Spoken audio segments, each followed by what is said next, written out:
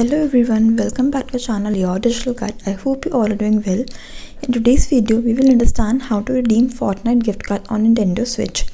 Firstly, visit on the below mentioned web address. After that, select Get Started and sign in to your Epic account if prompted. After that, select Get Started again if prompted. Then enter the PIN code from the back of your V-Bucks card with no dashes.